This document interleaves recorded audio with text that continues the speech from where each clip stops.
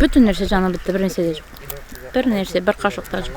Кибәш авылында булган янгыннан 10 көннән артык вакыт узган. Ә йорт хуҗасы Елена Шишкина әлдә тыныч кына бу хәлләр турында сөйли алмый. Санаулы минутлар эчендә ул гомере буе туплаган бар нәрсәсен дә югалткан. Ут, йортны, мунча сарайларны юк иткән. Йорт хайваннары да һәлак булган. Ничек чыкканны да белмим мин, ничек бер нәрсә дә белмим мин. Тәрәз ватып сикерде, каяндыр кемдер кирде аннан соң.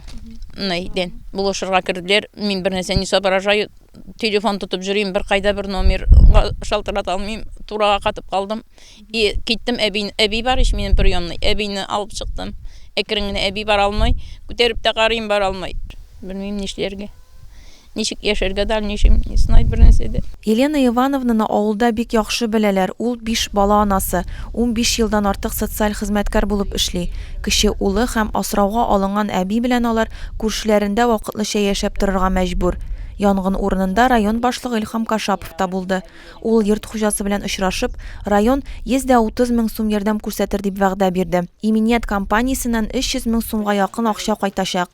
Тик бу акчалар яңа йорт төзер яисә сатып алыр өчен җитми әлбәттә. Әлеге гаиләгә ярдәм итәр өчен теләге һәм мөмкинлеге булучылар өчен барлык реквизитлар да экранда.